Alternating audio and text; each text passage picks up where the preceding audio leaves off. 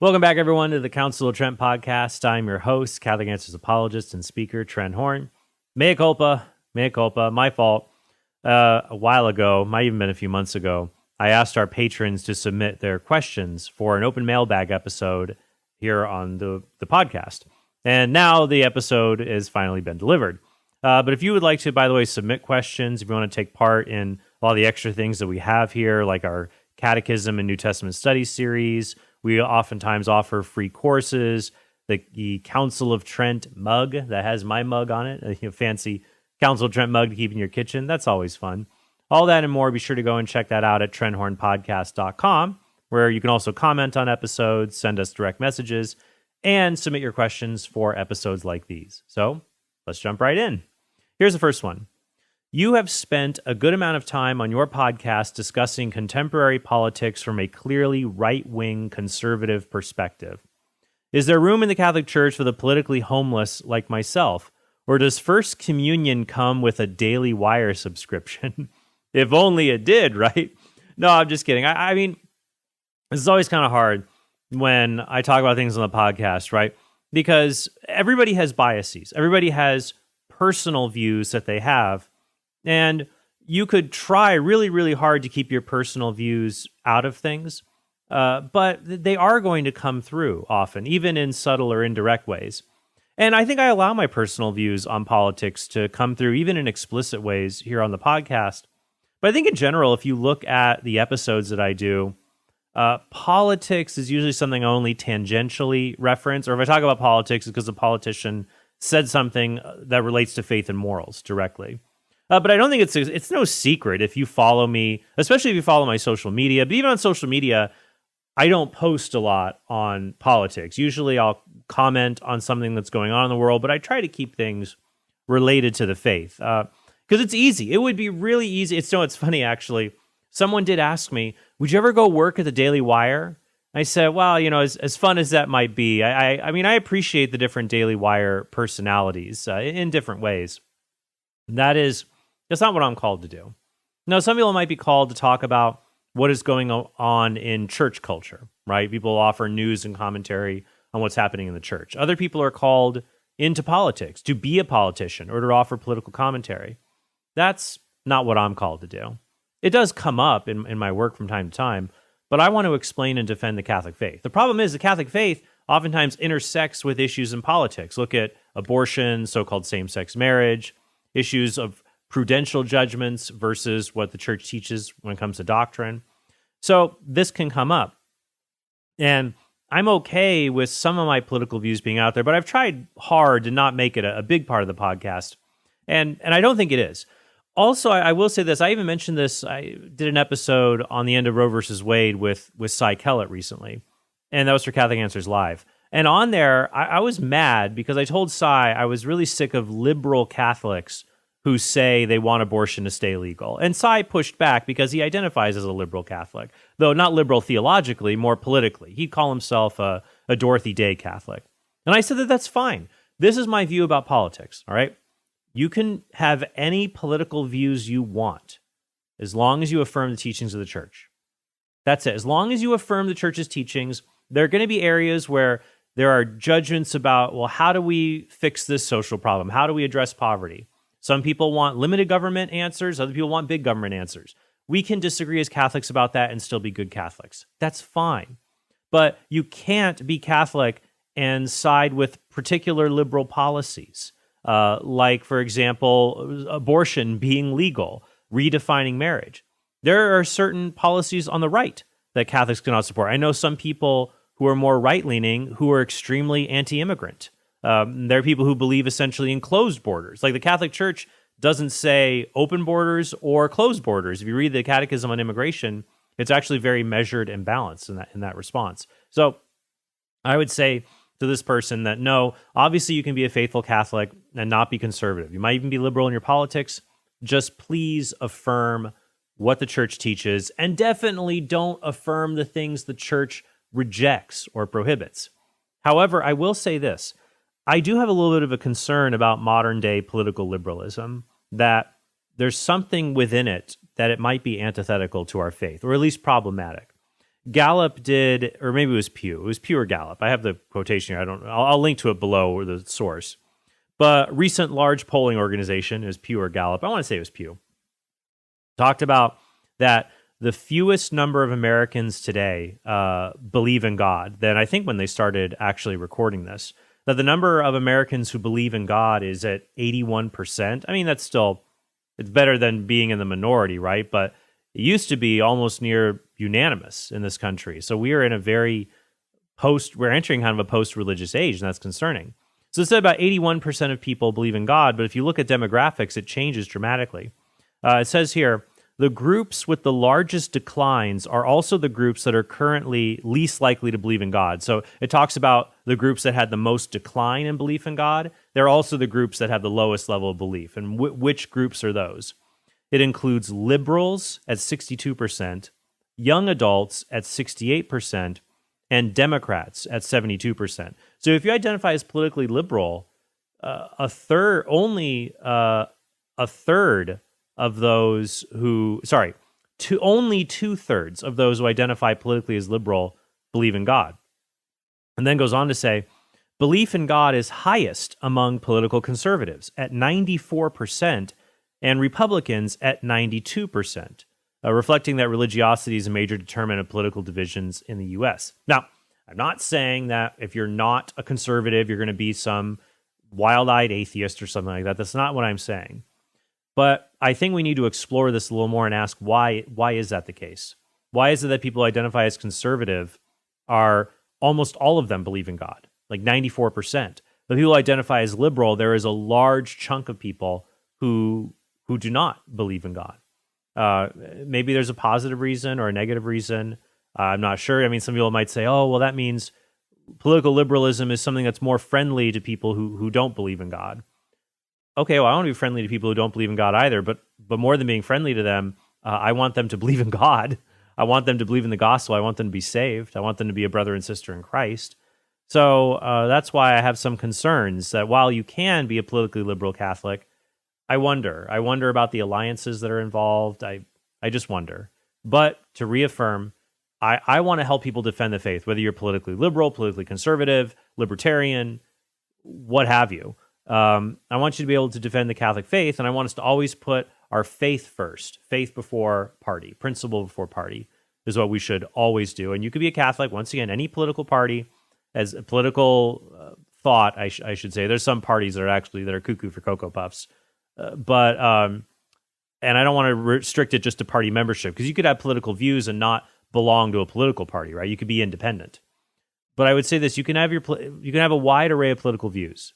Just make sure they are in alignment with the teachings of the Catholic faith. All right, so that was the first one. Let's jump to a few others now, shall we? How do we explain to others it's okay to have Easter Mass outside, but people aren't allowed to get married at a local park or on the beach? The answer to this is that the church teaches that the sacraments are supposed to be celebrated in a suitable place so that the focus is on the sacraments. This is true for the majority of them. Obviously, like anointing of the sick, you might be sick, you can't get out of a hospital room. Even there, that's an appropriate place for it. But Canon 857, the Code of Canon Law, says the proper place of baptism is a church or oratory, apart from necessity. Eucharist, Canon 932, Eucharistic celebration is to be carried out in a sacred place unless a particular case of necessity requires it. The proper place to hear confessions is a church or oratory. Ordination is generally celebrated in a church. Marriage between and then Canon 1118 is on marriage.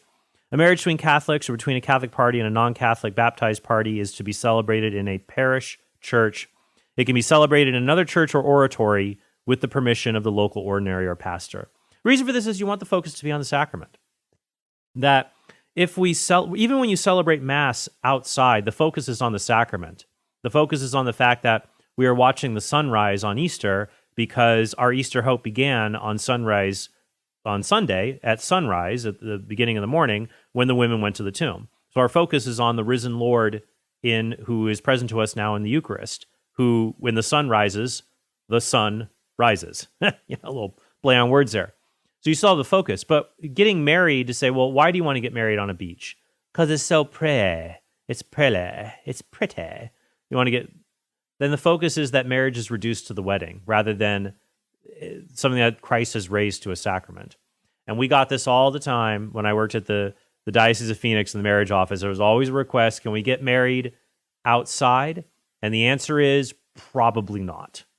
Maybe you'll get an exception if there is a chapel with a courtyard area and there's some pressing reason. I don't know what that might be, but there are some exceptions and rare cases that are made to have a marriage that takes place outside of a Catholic church in a suitable place. Let's say the bride's family is Muslim and they won't set foot in a Catholic church, and the bishop's already given a dispensation. Already I'm, concerned about marriages to start off on this foot, but it is what it is. But in general, the focus is to be on the sacrament. And so weddings outdoors, the reason that's given is usually not because we really want the sacrament to be at the forefront. It's for other reasons.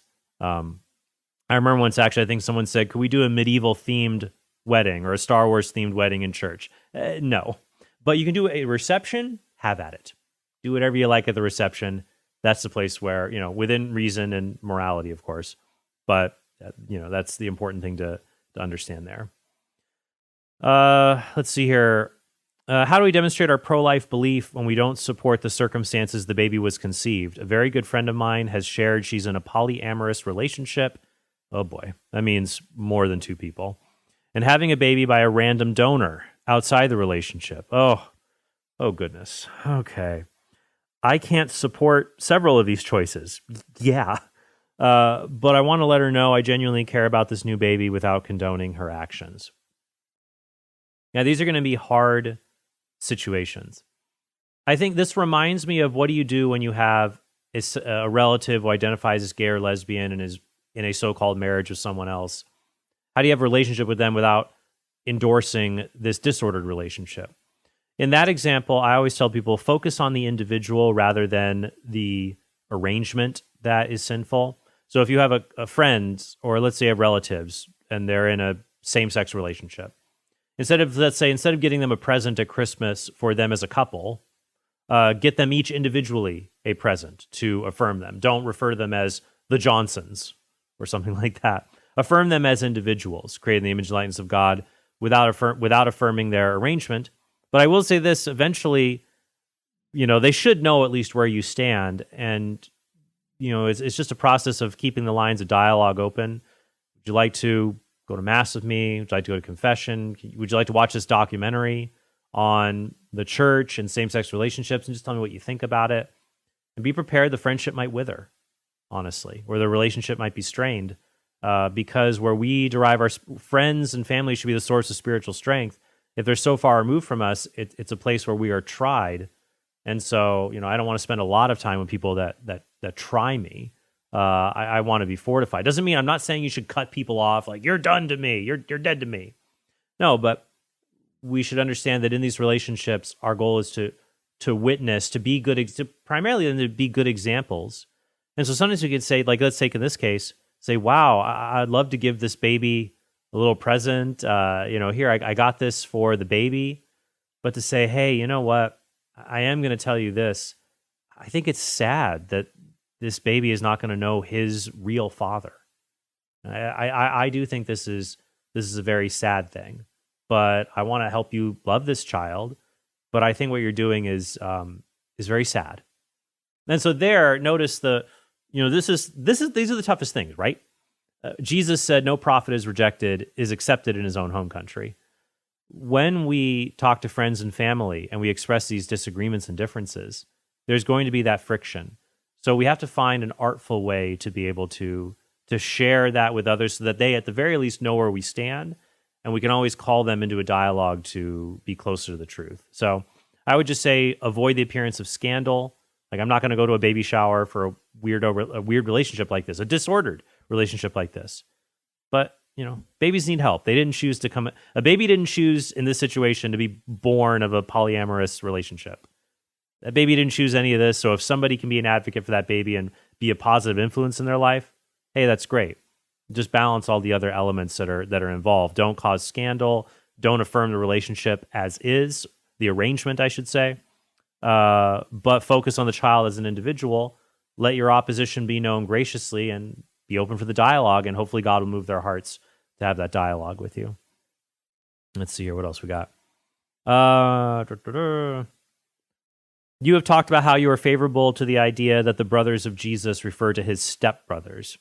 I wouldn't use that term, but adoptive siblings. If that is that they are in a relationship, they're adopted siblings, if you will. If that is the case, shouldn't one of them have taken Mary into their homes? Jesus gave Mary to John on the cross. Why would he do that if she had stepchildren to take care of her? So the argument here is, and this is a view that I've endorsed for a while, is that the brothers and sisters of the Lord, you can believe that they're cousins. That's fine. St. Jerome held that view. I'm partial. Well, not partial. I hold to the view that they are children born of Joseph's previous marriage. And that is something testified very early in church history, in the early 2nd century, in the Proto-Evangelium of James and other independent documents, that Joseph was an old man. He had children from a previous marriage. He's a widow, and then he was betrothed to Mary to protect her, and she had taken a vow of virginity to serve in the temple. When she got older, she was then betrothed to Joseph to serve as her protector.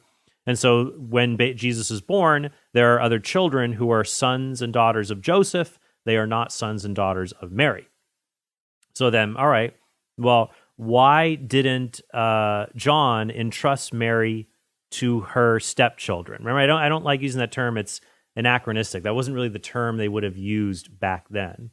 The fact of the matter is, in this relationship, these are Joseph's children. They are not Mary's children. Notice the Bible never calls the brothers and sisters of the Lord the sons and daughters of Mary. The only son of Mary is Jesus. So that's why Jesus is even called the son of Mary. Doesn't mean that by the way, some people say, oh, it says he's the son of Mary. That means she only had one child. No, you could say, solemn, you can say that someone is the son of someone without, implying that, Matthew Horn is the son of Trent Horn. He has other brothers, though. Doesn't mean that he's the only one. Just trying to get that example in my head. But it does say that he calls him son of Mary, which is weird, which would make sense if what they're saying is he was born of Mary, born of Joseph's second wife, not his first wife. So in this family relationship, these children are they are sons and daughters of Joseph from the previous marriage, and Jesus is also a son of Joseph by adoption. So Jesus is a son of Mary by biology, a son of Joseph by adoption, and so these other sons and daughters of Joseph are his adoptive siblings, that he is the adopted one. However, just because Jesus is adopted by Joseph, it doesn't follow that Mary subsequently adopted these children. Not everyone even does that today. Sometimes people get married in step family relationships, and you won't go through the full process of adoption or things like that in some family relationships. But Mary did not necessarily go through the process of adopting these children. They were probably much older, so they were never technically her sons and daughters. Just because she was married to their father, that did not automatically make them her sons and daughters. Jesus, however, is the only son of Mary. And after his death, Mary was left without a child, and so she was entrusted to John. And of course, there's the larger truth there that John is a spiritual child of Mary, and Mary is a spiritual mother to not just John, but to all believers, that her intercession to lead believers to Christ, she, as the Catechism says, she did not set that aside when she was taken up into heaven. So I hope that's a helpful answer. But yeah, I would say that the argument for Mary being ever virgin, the fact that she is entrusted to John at the cross, that argument does not change even if there are people who were born of Joseph. It does not mean that they were children of Mary to be entrusted to. Jesus wanted her to have a son like she had through him. Alrighty. What else do I have here? During a Protestant Bible study, we made it to Matthew 16, discussing Peter as the rock. I, and surprisingly one other, a Protestant, talk to them more, correctly defended that Jesus is talking about Peter being the rock. One person tried to use Acts 4:11 to say that Jesus was talking about himself. I believe I was able to defend the faith, but I'm curious on how you would approach it. Yeah, I mean, there's a lot you can talk about here. You don't want to beat somebody over the head with it. But someone says, well, the rock is Jesus, because in Acts 4:11, it says that Christ is the apostolic speech there. Christ is the cornerstone. The builders rejected the cornerstone. The stone the builders rejected has become the cornerstone. I would say we got to be careful here for a metaphor being used in one context to always be applied in another. So that's why I would be concerned in that respect. I guess to keep it simple with people, I would say, all right, I've never understood Peter is not the rock in any way, shape, or form. How could that be? Remember, symbols can have multiple meanings. The rock can be Peter's confession of faith. It can be Peter. It can even be Christ in a sense.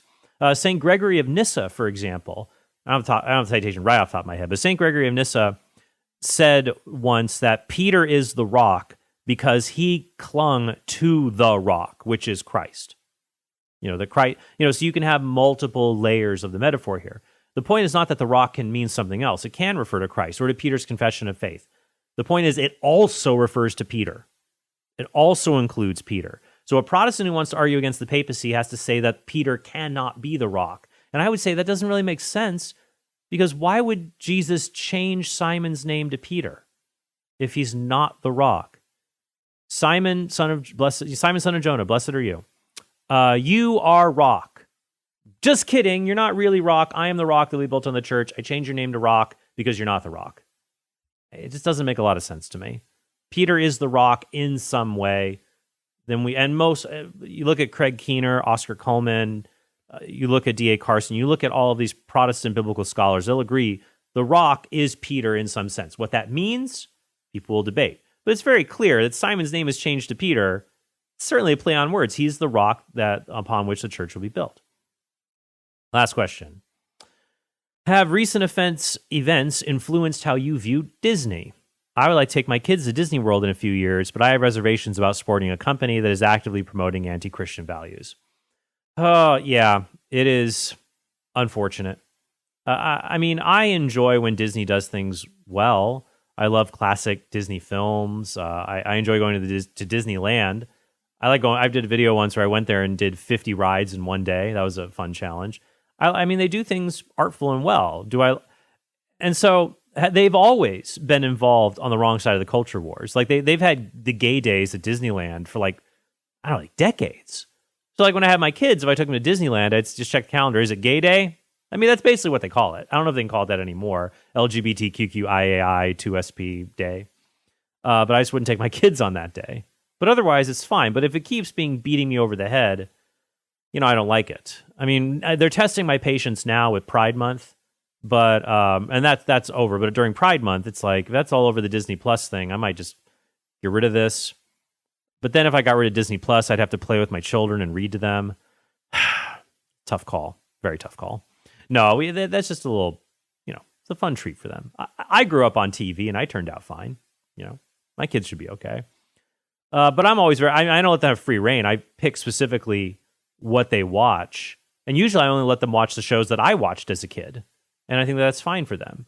But I'm very scrupulous over the content. If it's a brand new show, you know what I do if it's a brand new cartoon they want to watch? I go online, I search the cartoon's name, and I search gay and LGBT. Because if there is a gay character or scene, people will be crowing about it on the internet. So if no one's saying anything, it gives me at least some moral certainty or a decent amount of rationale to think it's probably okay for them. At least it doesn't have those elements. Or I'll search sex or things like that, but and usually it's pretty fine. So yeah, I don't. The problem is if it's I'm not going to support any evil organization. Oh man, that's everywhere. There's evil in every single organization. Everybody's given to Pride Month. Your bank gives to it. Target gives to it. So I'm not gonna do something direct. I'm not gonna buy Pride paraphernalia or something. And I only have limited bandwidth to choose, how I'm going to live my life. If something is obviously evil right in front of me or directly supports it, I'm not going to do it. But if it has a remote connection to evil, it's a judgment call. So people who cut off Disney from their lives because they hate what they're doing, hey, God bless you. Good. I think that's great. Other people who think, well, there's some positive goods here, and I think I can manage it to show my children as long as I keep the bad stuff away from them. Hey, you're the parent. As long as you are, being responsible. I think there's some things you shouldn't cross the line on. I don't think you should show kids LGBT content. I don't think you should give them smartphones where they can just be on the internet. I will drop my foot down and say there's some things parents ought not to do. But in general, I also think parents need to be given a lot of leeway in determining what's probably best for their families, as long as they're not crossing a moral red line or anything like that. So it's making me reconsider. If they keep pushing me, I don't know. I mean, we don't go to Disneyland anymore. We live in Dallas. I'd love to take them back, just, for once, just to have fun. But they'll watch like old Disney films. I think they're great. Well, it's funny to me. Disney cares all about inclusion, and that we want to be inclusive and fight racism. And they still have cartoons that have racist stuff in them. Like they've got like the Aristocats with like the impressions of Asian people you can't do anymore. Impressions of Native Americans and Peter Pan you can't do anymore. And Disney just wants to make money. So instead of removing that content, they just have a warning like, hey, this isn't great stuff, but keep that in mind. So they want to, but hey, the other thing is you should let them know like, hey, I'm not going to support this stuff. So that's what you can, but here's the thing. If you want to turn things around, don't just dump Disney. So like when Lightyear came out, right? The Buzz Lightyear movie. And who wanted a Buzz Lightyear origin story without Tim Allen? So for me, the way I vote with my dollars is I'm going to watch Disney content that I morally agree with and like for my children. But if you have a movie that violates my values, like the Lightyear movie that has a same-sex kiss in it, no, I'm not going to take my children. And guess what? A lot of other people didn't take their children. And the movie bombed. That's going to make the execs at Disney begin to think twice and realize that the adage, go woke, go broke, go woke, get broke. Is it get woke, go broke? Get woke, go broke, whatever. Woke equals broke. And maybe they'll realize that and they'll dial back the wokeness a little bit. That's another thing you can do. Those are my thoughts on that. I hope this was helpful for you guys. And big thanks to our patrons for asking great questions for our open mailbag episode. Love to do another one again relatively soon. Hopefully it won't take as long as this previous one. But yeah, if you want to be a part of this and get all of our other benefits, definitely check us out at TrentHornPodcast.com. So thank you guys very much, and I hope you have a very blessed day. Hey, thanks for watching this video. If you want to help us produce more great content like this, be sure to click subscribe and go to TrentHornPodcast.com to become a premium subscriber. You'll help us create more videos like this and get access to bonus content and sneak peeks of our upcoming projects.